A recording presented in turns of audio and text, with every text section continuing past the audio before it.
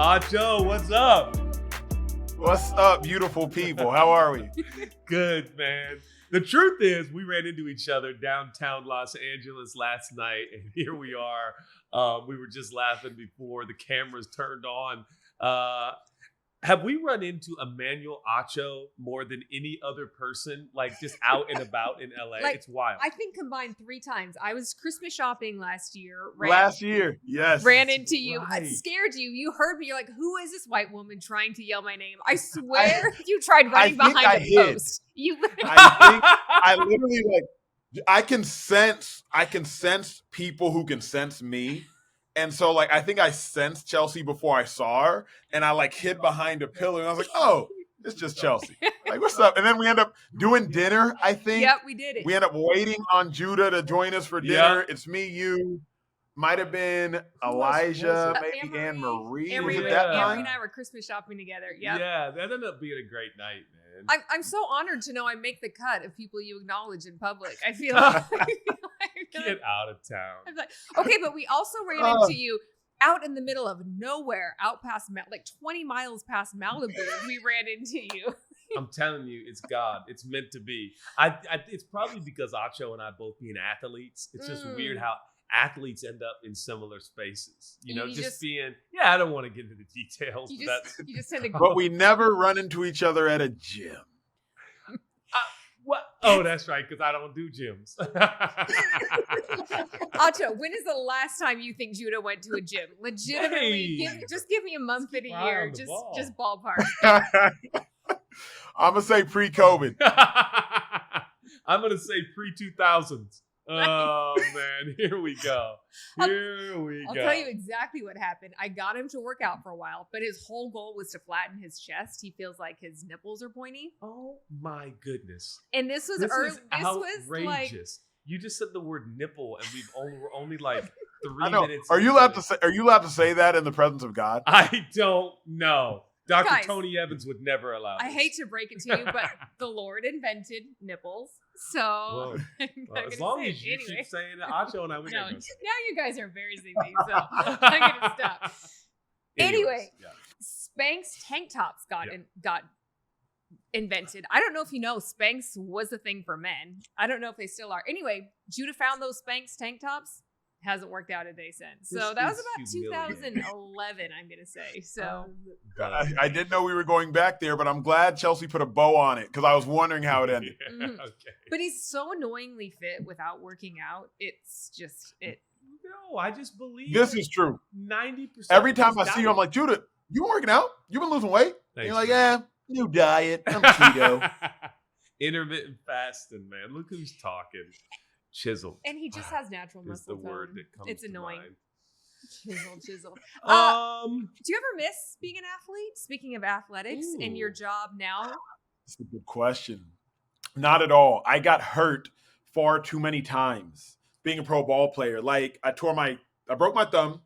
I tore my MCL on my left knee. I tore my MCL on my right knee. I tore my groin. I had a bilateral sports hernia. I completely tore my quad off the bone, and I had a concussion. And so that's all in 8 years, 4 college, 4 pro. So between all that, dude, put me in a suit, put me in a tie, and let me talk. Oh, my goodness. I didn't know that about you, by the way. That's a lot of injuries in 8 years, man. And I'm dude. I'm such a mom. Could your mom even watch you play football anymore after all of that? Did she even talk about it? I made sure if my mom was ever in attendance, don't stay on the ground. That was my rule of thumb. If my mom was in the stadium, when you get hurt, you don't stay on the ground. And so when I tore my MCL, say it again, Judah? It would just cause her so much agony if you're on the ground. She would just... Yeah, because it'll freak her out more than the pain I'm in. And so, just whatever you do, don't stay on the ground. So when I tore my MCL, I just, clawed up onto my feet. When I tore my other MCL playing against the Packers, I played another play, then jogged off. The only time I ever stayed on the ground, only time ever, Philadelphia Eagles playing the St. Louis Rams, and I'm diving Chelsea to make a tackle, and the running back, the back of his heel, it hits me in my sternum. And I fall to the ground, and I'm like, And so I couldn't breathe. And so, I mind you, it's never happened to me before. And so I'm laying there and I can hear the crowd going around me and everybody gets silent. I'm like, and then I hear one of my teammates, he says, "Get up, Superman." And I'm like, and I hear the trainers come over and they're like, "What's wrong?" And I'm like, and now I couldn't get any oxygen into my lungs. And I said, "You can't breathe." And I said, and then slowly but surely was like, and then slowly my breath became back. I ended up with a bruised rib, but I got the wind knocked out of me. And that was the only time. In that minute where I was on the ground and could not breathe, I was like, they're going to have to cut my jersey off, rip the shoulder pads off. I'm going to have to breathe through a tube for the rest of my life. Like, that all went through my head, dude. I was like, I will die here. That says so This much is where I about you. will die. That's so dramatic. Yeah, that your brain went all the way there. That's You know, and Acho, I'm so glad you sure. brought that story up. When I was playing sophomore football for my high school, I was the starting quarterback, and I got sacked one time. Wind got knocked out of me. Very similar situation. We won't get into the details. Once again, that's why we run into each other so much. I've never had the wind knocked out of me, guys. I don't mean to break it to you, but that's the one. Like, it's weird because the most unintentional injuries are the ones that are the worst. Like, my worst injury was that or my sports hernia. Are any injuries intentional? Well, you know, like when you pull a hammy, right? You were dehydrated. You knew you were tight going into the game. Like, I'm not surprised I pull a hammy. If you have a ruptured calf, you shouldn't be surprised if you tear your Achilles, right? Like, that's kind of on the bingo card for playing with a ruptured calf. Like, the Achilles can get torn. But, like, when out of nowhere, it's like, wait, now I can't breathe. I literally, Chelsea, I thought I would die. To this day, that's how it was going to end. And you had a long enough time to plan out the whole scenario of your... Well... Was your mom in the stands when that happened? Do you remember? No, she wasn't. So you were okay. But even had she been, there was no getting up. Like, I was like, this is I'm defeated. I'm defeated. Who's tougher, you or your brother Sam? I would say me, physically. I would say physically. Like okay, Sam, if we go 3 rounds, I put gloves on, and you guys. That's a different conversation. That's who would win in a fight. Who's tough? Sam didn't get hurt. Like, Sam didn't get hurt till the end of his career. My older brother Sam played 9 years. His first 4 years, clean. He broke his leg, I think it was his 4th year. Then he tore his pec, maybe his 6th year. But Sam didn't really get hurt. College, not an injury in the world. Meanwhile, college, my freshman year, tore my meniscus. Sophomore year, sports hernia. Junior year, tore my MCL. Senior year, tore my quad. So I just went through just the gauntlet of injuries. So now you're tougher. Makes sense. Yeah. Now it's But hey, you didn't answer the other question though. In a boxing match, who wins? I'd take whoever's more upset, whoever's more righteously angry. That is my goodness, you never cease to amaze me. That is elite response right there, because that's a truth. Whoever is okay, then in that case, who has a shorter temper? Who has a shorter fuse? That's a really good question. Probably me, for sure. Probably me. I don't play. Sam's nicer. Sam's way nicer than I am. Do you think it's Sam's way nicer. being the little brother too? Like, if you didn't defend yourself quickly, it just wasn't going to happen. It wasn't going to happen. And like, Sam gets it from my mom. My mom is so kind and sweet and gentle. And then my dad, he don't really play. And I don't really play. I'm about whatever anybody else is about. You know what I mean? Like, whatever you about. Okay, I'm you about. you don't have to uncover your dad, but would he? We are not doing that. I grew up in I actually have so much respect for your dad. I grew up in a house, never heard my dad yell. Nobody raised their voice, nothing. I married somebody, and I will just say that is not the experience my children have had. My children have definitely heard their father yell and scream, and it's at this point we just so you don't have to uncover your dad if you don't want to. But was your childhood more like mine or more like Judah's, and how'd you turn out? I mean, obviously, you turned out amazing. That's a good one. I would say my parents probably played to a T the good cop, bad cop. You know what I mean? Like, you knew you go to your mom to be coddled and be caressed, and you go to your dad to get that tough love. I was having a conversation today. As a kid, I don't recall hearing a ton of I love yous from my dad, to the point where now as an adult, before we get off the phone, love you, dad. I mean, I'm saying that loud and proud and like, you're going to say you love me back. And it wasn't that he didn't love us. I just don't know, based upon our culture, that like saying I love you was just a big Nigerian household thing. You know, they love you because they go to work and they put food on the table, and they move to America in their late 20s and they work on their undergrad, then get their masters and they get their doctors and start their private practices. Like, you know, they love you because they don't miss any sporting event. I always love Chelsea on Wednesdays. Obviously, I love when you're at church, but I even more so love when Judah's like, yo, Chelsea will be here. She's at a game. She's at Z's game, or she's at E's game, or she's whatever. Because I always tell people, my dad only missed one football game of my college career. And the reason I know he only missed one game of my college career is because he only missed one game of my college career. It was my senior year versus Texas Tech.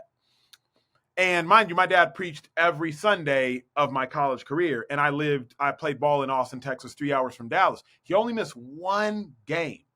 And so whenever we get to Wednesday night church and Judah's like, hey, Chelsea's running late, da-da-da. And then I see you usher in, 30 minutes later with your son and with your daughter. I'm like, that's dope. Because like, I remember that. And I hold that as a badge of honor that like, my dad only missed one game. And it was because one of his friends, I believe, was getting remarried, one of his best friends. And he low-key asked for my permission to miss that game. And so it was just a beautiful combination, mom and dad, they played out. Tell me, I know this, we've got so many good things to talk about. I always do when we start talking with you. Most meaningful moment playing football. What was it and why?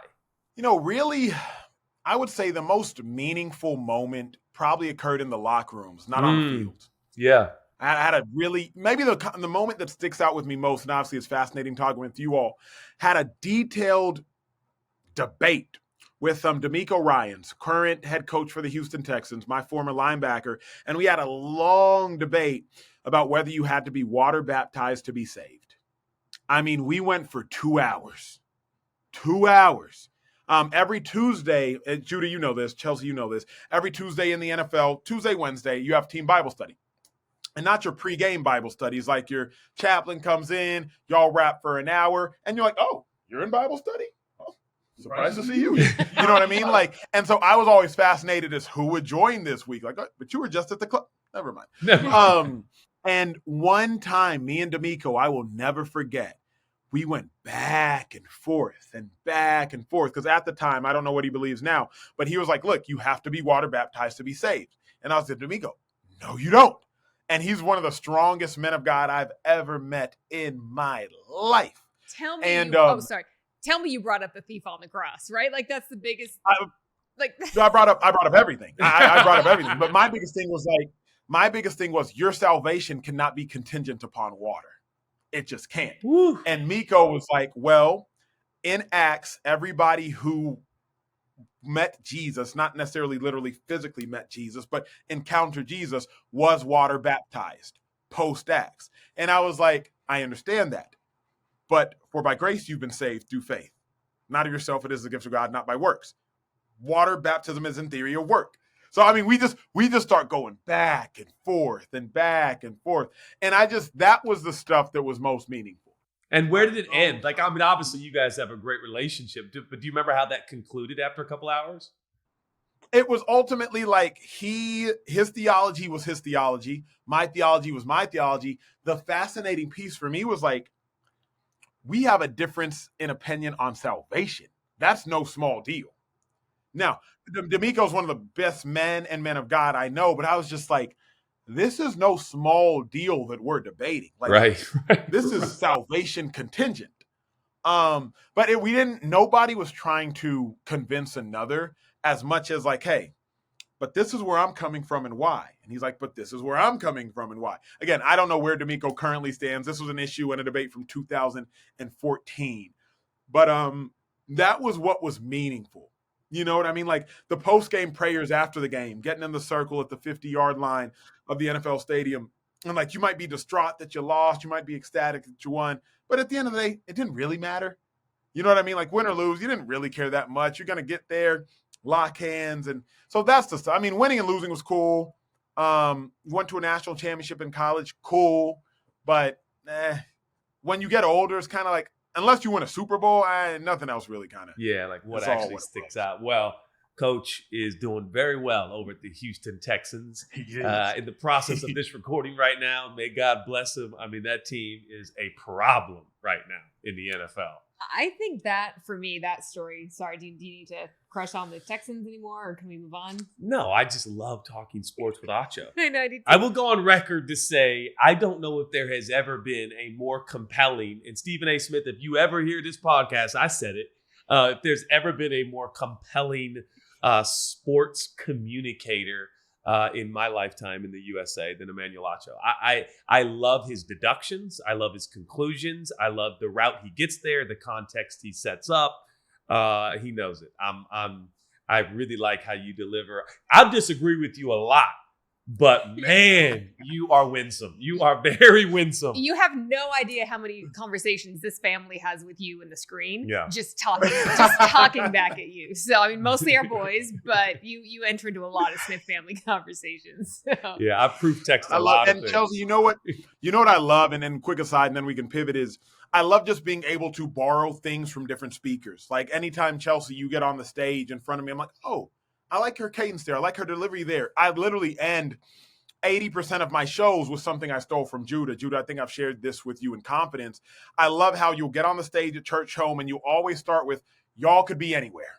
On this Wednesday night, you could be doing anything, anywhere, but you are here, and we take that as a great honor and a privilege. And today I signed off with like, hey, you could be watching any show and you're watching ours, and I don't take it for granted. We'll see y'all same time tomorrow. And just like, I literally took it straight from Judah from church home. And so I just love even what we get to share. Obviously, we get to share a lot spiritually, but we get to take some of the practices that we use in life to employ those as well. Well, I have so admired your relationship with faith throughout your career and how you have handled it. And I'm curious how much has been intentional. I mean, and tell me if I'm wrong. To me, my perspective is that you are a man of obviously deep faith, deep enough to get into a 2-hour debate about water baptism. So, you know, that's going deep. It's deeply ingrained of who you are, and you are never afraid to demonstrate that part of you. But it also doesn't seem to me like you feel obligated to lead with your faith or not push your faith, but to get out there. I don't know if I'm saying it right, but I have so much respect for your relationship with the faith. How would you describe your relationship with your faith and your career and your journey, and how have you got there? You know, I vividly recall hearing one time, in all things preach the gospel, and if necessary, use words. Yeah. In all things preach the gospel, if necessary, use words. That's kind of how I live my life. I was at home for Thanksgiving, and my dad was like, hey, son, will you get behind a pulpit? You know, if I asked you to preach for our anniversary service? I was like, Dad, like my life is my pulpit. I was like, so I'll get behind a pulpit if God calls me to. Right. Like other than that, like I'm not getting behind a pulpit because I try to live my life behind a pulpit. And I'm not shy about it. If anybody logs onto my Instagram, I don't say God in my bio. I don't say the man upstairs. I say, if I could only follow one, it'd be Jesus. Yep. Period. Like it's Jesus is who I am following. If there was only one person I could follow, that's who it would be. So anybody who knows me, I make it abundantly clear who I rep and rock with. But Chelsea, what I found is like, I can speak to the masses if they don't necessarily know what I'm speaking about. One of my most popular videos on social media I released in the last 2 weeks was like, everybody needs 5 people. And I talked about you need a confronter, you need a challenger, you need a celebrator, you need 2 other things. And I got it from a sermon. I just repurposed it. Like it literally was word for word from a sermon. Now, that pastor's sermon didn't end up getting like 3.4 million views, and it wasn't shared 162,000 times, but like my video was. But had I said like, hey, brothers and sisters of God, you need 5. Nope, I'm off. But instead, I was just like, these are the 5 people you need in your life. A counselor, a comforter, a challenger, a celebrator. And now people are like, oh, wait, but all I'm describing are like characters in the Bible who God has told us you need in your life. You know what I mean? So like a pulpit for my life would be restrictive. Well said, and I think you don't give yourself even the credit that you could, and I certainly will. And that is, I think, when I think in terms of the lifestyle that you've lived, I think this word integration comes to mind, which is a big deal to me. Integration, obviously, integrity, these things. But you, I think, have determined at some point in your life and in your journey, and I've known this since the day I met you.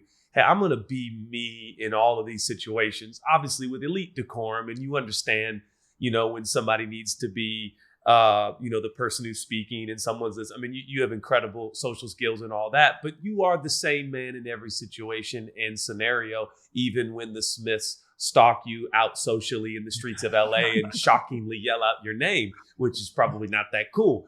But you are that same man. And I think a lot of times that's what resonates with your audience too, because you're able to repurpose content, for instance, but in a way, in a demeanor and a decorum that I think is very translatable, relatable. People are like, oh man, this man, you can see the fire in his eyes. He really believes that. And what I love about what you do in sport is that when you are on a topic or passionate about a particular subject or individual or athlete, you can see in your eyes, you're like, I'm about this. I actually believe that this particular aspect of athletics needs to be spoken of with conviction and passion. And it's one of my favorite things about you, no doubt. And I also think you are an incredible example for others. I mean, obviously, Judah and I preach behind a pulpit here and there, but very few people do. And I just want to say, if anybody's watching and feeling like, how do I live out my faith in my day-to-day life, in my job, on my social media, on my whatever? I just cannot think of a better example than you and how you live and walk that out. And people need examples because it can be tough. It's just hard because growing up, especially I grew up Bible Belt. Chelsea, you, Judah, and I talk about this all the time. I grew up in Dallas, Texas. The only way to preach the gospel is to preach the gospel. So if you grow up in Dallas, like the only way to preach the gospel is, this is a Bible church. You need to bring out your Bible. And so I'm like, dang, unless I have a Bible, I can't preach. I used to think like that, like unless, Young Life asked me to speak, I can't preach. I can't speak. But now, man, so much, almost everything I do is church related. Like from the way of how I even on air when I'm speaking, I'm a rules of three person. A pastor will tell you the point. They'll give you an analogy about the point. They'll make the point. They'll tie it home. Today, we're going to talk about these three things, and they'll give it boom, boom, boom. And so that's just where I derive my creativity is through the Bible, is through church, is just through the potency that you even find in scripture. Like it just moves me and allows me to hopefully move others. Yeah, absolutely. And I love that you've chosen that route. I grew up in a family, my family is very much in the church, but not in ministry at all. My parents had a business, and this is back in the 70s and 80s in church. And my dad really struggled with feeling less than because he wasn't a full-time pastor, because he didn't have a pulpit, because that wasn't his ministry. And he and I have had so many conversations about that, and I'm grateful for what I've learned from him. But I think it's so encouraging for a next generation to have heroes like you, who you could have a pulpit if you wanted, but you've chosen not to. And it's just really encouraging for me for what is going to happen as a result of you being you. Dude, I used to struggle with that a lot. I remember being at PAO, I think a conference you were both attended, Pro Athletes Outreach. I was at PAO my second year in the National Football League, and I think it was Lecrae, Trip Lee, and another artist were up there. And I asked a question in front of the whole audience. I said, how can you preach the gospel if you're not in ministry? I felt guilty. I was like, I'm an NFL player, but like y'all get to rap about God for a living. Judah, Chelsea, y'all literally get to preach. Like yo, so you all know the value you all have to the kingdom of heaven. Quite literally every Wednesday, every Sunday, you get to cash in your value into the kingdom of heaven. But me, when I was an athlete, I'm like, how am I storing up my treasures? I'm like, how can I compete with Judah and Chelsea? They're in ministry. So like, I just felt lesser than as a Christian because I was like, I'm not inherently in ministry. So okay, great. I can give a homeless man $5 or an unhoused individual $10 and say, God bless you. But how does that compete with a pastor? And that was something for a couple of years I struggled with. probably up until 2020 when I was like, oh, wow, no, my platform's gotten really big and I am kind of in ministry. I'm in the ministry of reconciliation. I appreciate you saying that because I'll invert it just for a moment. If pastoring and leading community is a lot like coaching in terms of the parallel in the sports world, and I see a lot of similarities. The scripture says, equip the saints to do the work of the ministry. I think of a coach and a football team. It's like, hey, equip the athletes to use their gifts to work together as a team to have a victorious outcome. I think in a lot of ways, my job is to articulate and translate scripture so it translates and makes sense and really is absorbed into the believer's soul and spirit so they can go out and walk out, live, love, and look like Jesus. But actually, I found myself, ironically, here you're telling me, you're telling Chelsea, like, man, I felt like you guys were actually doing something.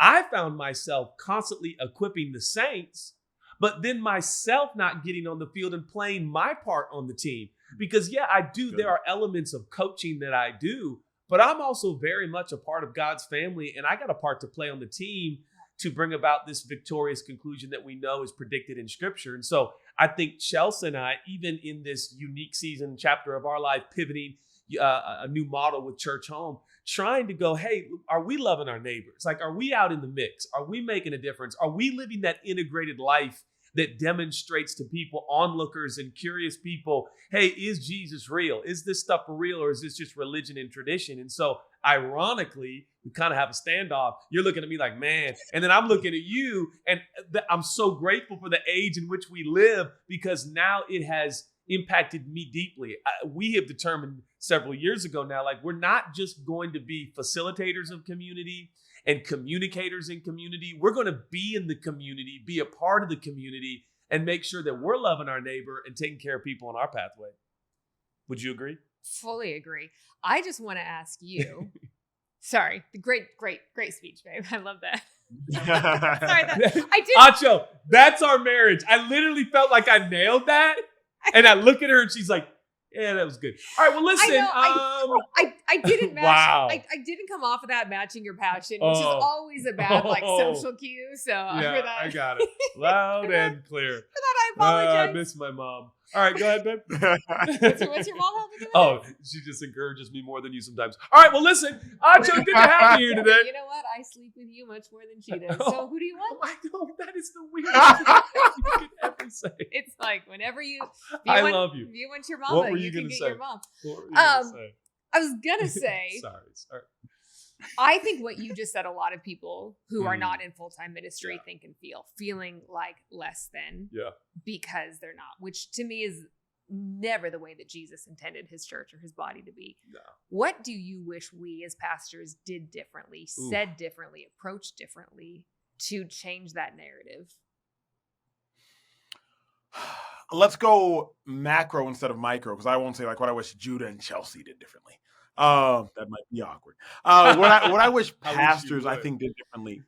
I think it's a society dilemma. It's a societal dilemma that tells you like, hey, if you're not, opening up your Bibles, if you're not doing this, doing that, then you're not doing enough. But what I've really realized and recognized both from Church Home, I think y'all do this better than anybody else. And this goes back to some hard conversations we all have had when I've literally said, y'all love Jesus really well. Don't know if y'all love the Bible, but y'all love Jesus. I think you all are doers. And I think that I wish pastors encouraged us to be like Jesus just as much as study Jesus. Like in the South, they encourage you learn like Jesus, learn about Jesus. But now I feel like in the West Coast, it's love like Jesus. And it's not that in the South they don't tell you love like Jesus, but we emphasize different things. Like in the West, we emphasize living like Jesus. In the South, we emphasize learning about Jesus. In the West, I think we emphasize living like Jesus, loving like Jesus, and it'll teach you I should learn about the man too. But down in Texas, it's more like, hey, learn about the man, and hopefully that encourages you to love like the man.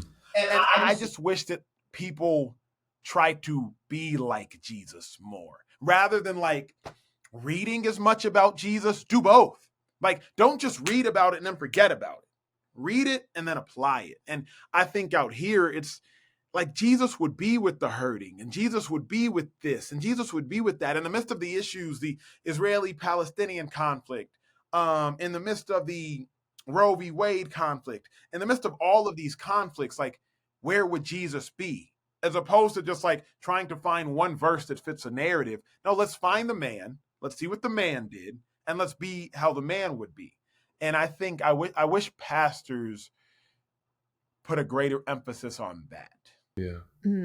Because that is doable for everybody. That's not exclusive to your role. That is something everybody can do. Now, it also puts a burden on the believer. I think a lot about church home often because I'm like, the premise of the church home ideology puts a lot of burden on the believer, right? When we don't meet every Wednesday and we don't, you said this, it might've been Chelsea or Jude. I forget, one of y'all two.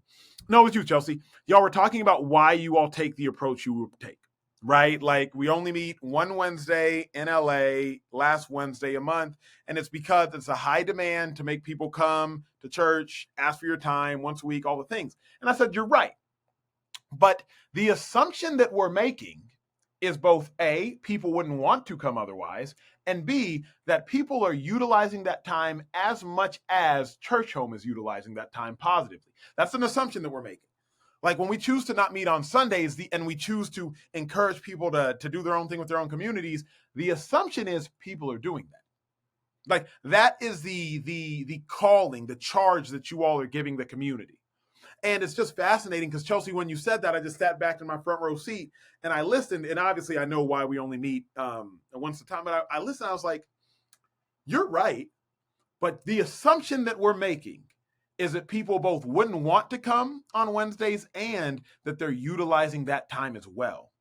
And I'm just like, believers, that's the charge. Like that is the charge that I think we are responsible for. That like pastors have to put their congregations, if you will, responsible as well. Because Judah, you said something to me a year ago, and I won't say the context of what it was, but you said, bro, I preach about 38 Sundays or Wednesdays a year in total. I preach about an hour a time. Give me, 38 hours, if you will. You said, Acho, how you want me to spend my time? So if pastors spend their time preaching about learning about Jesus, there's only so much time to emphasize the loving. It is a zero-sum game, ultimately, behind the pulpit. Right. Now, we all have 24 hours in a day, but at the end of the day, because I asked you to like, hey, bro, why don't you talk about this more? He's like, yeah, I can't just talk forever. So I kind of have to pick and choose what I focus on. And thankfully, I've been able to hear the Judas and the Chelseas, you all, and hear the Tony Evanses. So I've had the different varieties of Jesus, if you will. I have so much to say. That was powerful. I think, too, in addition to that, not only are we making it definitely an incredible assumption that practicing the way of Jesus and the love of Jesus is happening throughout the weeks that maybe we don't gather in a facility, in a building. But I think the sneaky little idea that I'm hoping begins to transpire and take hold in people's lives and hearts is this old-fashioned thing called necessity. And what I mean by that is oftentimes through our gatherings, whether we intend to or not, listen, if I have my way, I'm down to like gather many, many more times. I really like preaching, as you know. I really like talking. I really enjoy the art of it. I enjoy the even some of the pageantry and performance of music and gathering and lights. And I totally, as a kind of an artistic person, I enjoy that. But I think there is a necessity that has transformed my journey with Jesus. And what I mean by that is it is extraordinary to me. And let me relate it to my experience in the NFL. Judah, relax. But my first time with the Hawks in the locker room before we went out to the field, there was this tension I never knew existed in your game.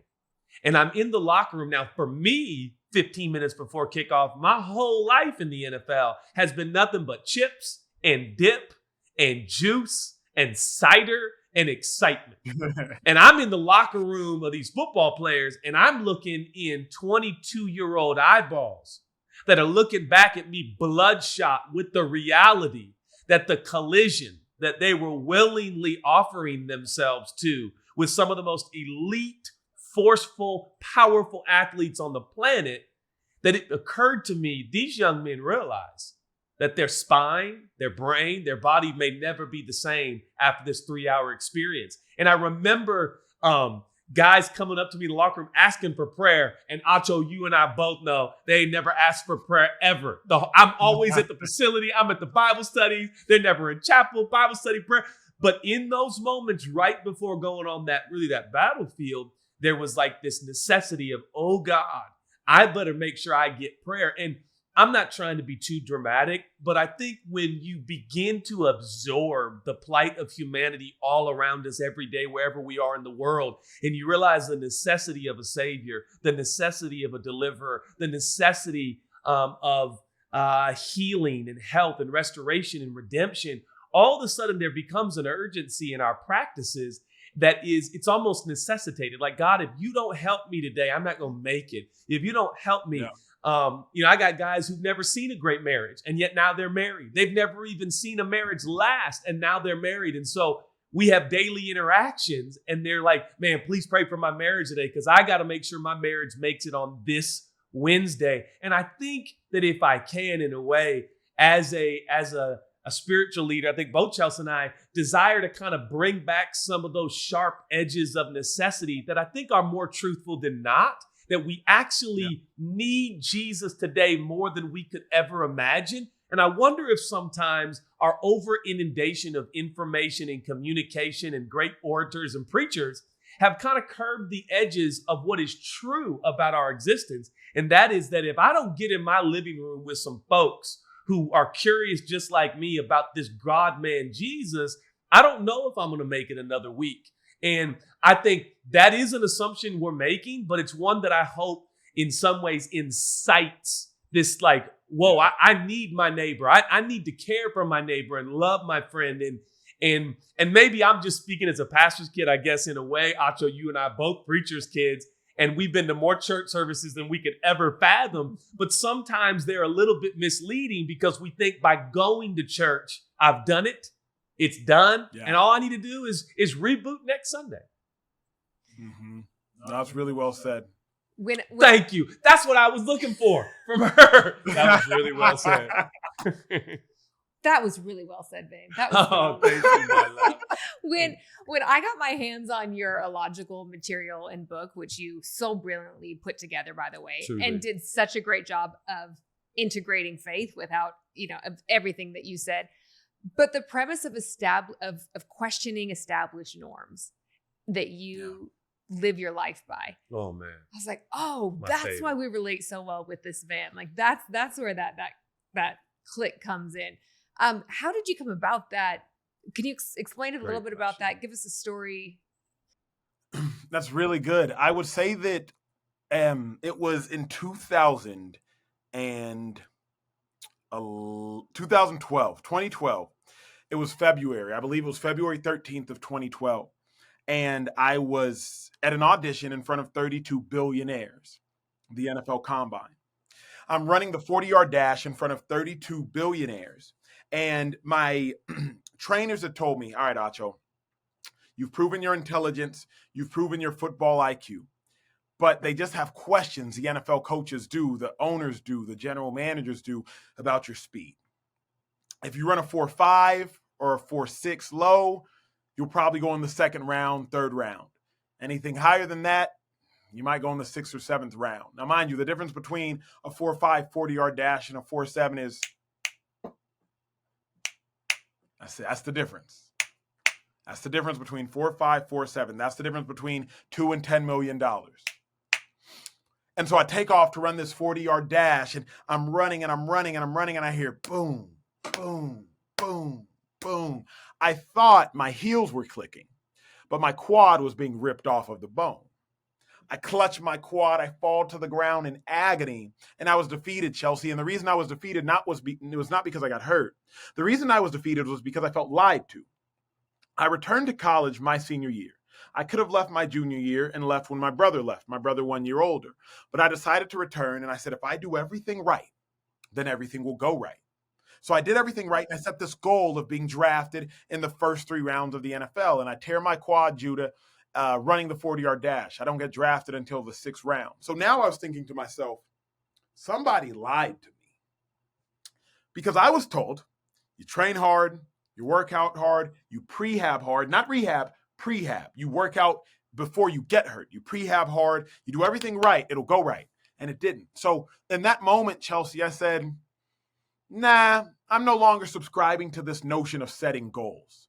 That was the first undoing of ideology, because we have so long been told, hey, if you set a goal, there's a 98% chance that you'll achieve it, as opposed to if you don't set a goal and write it down. I was like, but I set a goal. And I committed my whole senior year in college to this moment, and I still got hurt. So somebody's lied to me. And I think I realized as I took a step back from sports that we do this so often in life. Well, okay, I want to be married by 26. I want to have a home by 28. I want to have kids by 30. But what happens when you're 32 and you're single with no kids? Now you're devastated. You're shaken to the core. I know you all have several friends like that. And so it started with goal setting, me realizing that maybe setting a goal isn't the best way to achieve in life.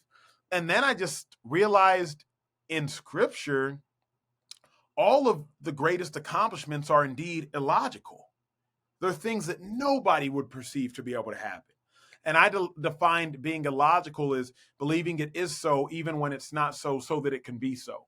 Now, Tony Evans will define faith as believing it is so even when it's not so, so that it can be so. And he'll add, because God said so. But as you all know, I usually water something down to still give the message without it sounding like Christianese. And being illogical and faith are, to some degree, a similar premise. And so, and it's funny, I've never verbalized that being illogical and to some degree faith are similar. But yeah, Chelsea, that's where it all came from, this notion of being illogical. And then I realized everything great is illogical. Biblically, all the great accomplishments were illogical, from Peter walking on water to Moses freeing the Israelites to Esther in the kingdom to Abram to anybody, anything great, literally anything. Your favorite Bible story, illogical. Daniel, the lion's den, Shadrach, Meshach, Abednego, the fire. Whatever your favorite story is, it's illogical. And that's kind of how I live my life. Do I have your permission to ask a very personal question that you can absolutely pass over? Right now, you are, let me say it plainly, one of the most eligible bachelors I am currently aware of, frankly. Look at that smile. Yeah, he knows it. We know it. They know it. She knows it. All right. How are you using? I know the desire of your heart. Like, it's no secret that someday you see yourself as a married man with a family. How are you using this illogical tool and understanding and really revelation that hit you as a young man? I love how you said, no one's ever said that to me in front of 32 billionaires. That's powerful. How is that playing a part right now in your journey of not only seeking, but deciding and praying carefully about your future spouse? It's a good question, man. I think it's probably pretty straight on the nose. Technically, the logical path towards finding a partner is who's most attractive, who are you most drawn to, who makes the best money, who has the best job, who has the most status. Like, that's quite literally in 2023 where logic takes you. Being illogical would be thinking differently, right? It's not necessarily showing your homeboy, oh, yeah, I'm talking to her today. Like, that's being illogical is more so looking at the attributes that the world doesn't necessarily celebrate overtly. That, I think, is illogical. Hard to do. Very hard to do. But logic kind of tells you to just go the conventional route. Who are most attracted to? And I think that is how I would answer that question of, like, being illogical is probably why I am still single, because we're in LA, dude. I could walk down Sunset Boulevard, 0.8 miles from my hill, and just be like, oh, you're beautiful, let's get married. But I'm like, nah, it's actually dumb. Now, most people, I post a picture with a woman, yo, you dating her? I'm like, no, well, she's beautiful. I wish that for you. But you don't even know her. So why you wish that for me? Like, you don't even know this person. But logic says, oh, she's beautiful. I hope y'all are together. I hope not. So that would be how that's kind of guided my and I wanted journey. to compliment you because that was my conclusion. And whether or not you said it, I was going to say it. I actually think because of your illogical faith that you have used as one of the guiding forces in your journey, it is one of the reasons that you are single right now, because I think you refuse to settle for the cliche. You refuse, not that any woman is a cliche by any means, but meaning just mere logic and how it would lead us into obvious decisions, so to speak. So I commend you on that. And bro, logic says like, okay, Acho, you got good money, you got a good job, you got a good house, you're stable, you're 33 now. You know what I mean? Oh, like, but I just, I can't go for conventional wisdom. Because if everybody's route was the right route, there wouldn't be divorce. You know what I'm saying? Like, if what everybody was advising you to do was the best advice, then there wouldn't be divorce. And I'm just like, the divorce rates are too high for me to take the path that everybody else is taking. That doesn't lend me to a good outcome. Well said.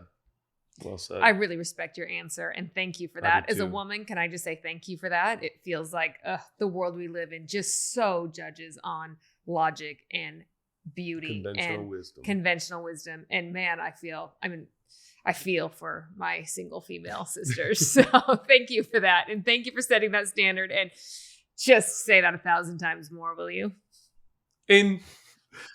Go ahead. No, what were you gonna say? You got it. I was gonna say, like, it is hard though. Chelsea, you spoke of this brilliantly on stage at Church Home last time we were all together. And it's hard because it sounds good. You know what I mean? Like, oh, let's not let beauty be the driving factor. But it's like, because like the flesh is weak. You know what I'm saying? Like, so it's difficult. Like everything I'm saying. But then you also got to live it. And that's why I would say I'm single, because I haven't made a commitment to either side.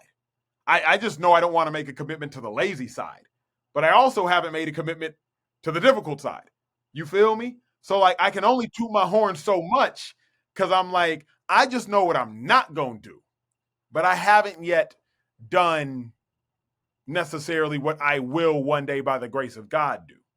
I hear you. When I was single, which was forever ago, there was this not tall, non-attractive man who drove me crazy. But he just really loved God. And I was convinced, I was like, oh, God's probably going to make me marry that person because he is, the illogical choice in this language. And I don't think that is what God has for us. God wants us to be attracted to our spouses, just so you know. But for that to be the only thing, shoot. Don't you think, Acho, the reason you have become comfortable being uncomfortable is because it's a illogical kind of force and concept that you've embraced? That's good. Yes. And the reason yes is I believe that I take the stance of, but what if we're wrong? Chuck Klosterman wrote a book, But What If We're Wrong? I was actually reading it on the bench outside of Whole Foods by your house one day, by y'all spot. And I was just sitting there reading it casually one day. And that's the way I approach my life is, hey, but what if we're wrong? Like, but what if I'm wrong about this? And because I approach my life like that, I also approach my life, but what if y'all are wrong? And so when everybody's sitting here like, well, Acho, you're an idiot, whether it's about a sports take or about a religious belief, I might be, but I might not be. And that is the tension I sit in, which is why I'm okay with my practice of being illogical, which is why I'm okay with my practice of faith, because goal setting, it's dumb to not set a goal. Acho, you're an idiot. Maybe. I mean, it's worked out for me. Yeah. So maybe I'm right. And maybe you're wrong. And I love the quote, the future will sort out the past. Ooh. The future will sort out the past. And so, Judah, I'm so comfortable in it because I always take the approach, but what if I'm wrong? And but what if you're wrong? I love that. That is a brilliant way to live your life. And we can see the fruit and evidence of that in your life. That's right. And I also think that's a wonderful way to end this conversation that we know could go on for hours. But most talented athlete of all time. anywhere in the whole wide world? Talent is such a subjective word. You know what? I'm gonna give you a quote and then I'll answer the question. The quote's just for fun. It's one of my favorite quotes, and it's about success, but I'll say it about talent. Talent is both subjective and arbitrary. So to define someone as the most talented speaks more about the source than the subject. Oh, come on. It was just a question. I feel terrible. Right? Well, I heard it when it was talking about success. And I think the listeners need to hear this. Because like, oh, I'm not successful. Judah's more successful than me. Chelsea's more successful. Acho's more successful. Nope. Success is both subjective and it's arbitrary. So to say somebody's more successful than you says more about you than it says about them. If somebody were to say most talented athlete, I'd say Odell Beckham. Because I think that Odell Beckham is the most gifted athlete as I define the word athlete. Strength, power, speed, body control, can do anything. I've seen the dude moonwalk with cleats on. I've seen the dude kick a soccer ball and go upper 90. I've seen the dude catch a ball with one-handed. Now, is he the most accomplished? No. Is he have the most ring? No. But like, if you were just to say, like, if I were to pick one athlete ever and drop them into a sport at random and hope that they would succeed at that sport, I'm picking Odell Beckham. So, but that's how I'm defining talent. Yeah. It's just, and athleticism. Yeah. That's why I asked, because I couldn't agree more. I don't know if mine would be Odell Beckham, but that is, I admire his body control at a level that is unbelievable. Yeah, that's a good one. That's a good one. I think I'm going Tanya Harding, guys. What in the world is happening right now? Right. What in the world just happened? If we're just being arbitrary, then, Mine might be Dion. It might be Deion Sanders or Barry Sanders. That's a good answer. As long as they got a Sanders in their last name, they might be the most talented athlete I've ever seen. Oh, Emmanuel, thank you so much for your time and your perspective. Love who you are. Your wisdom, always Can't thank you enough. Amazing. Thank you. This was great. Always good to chat.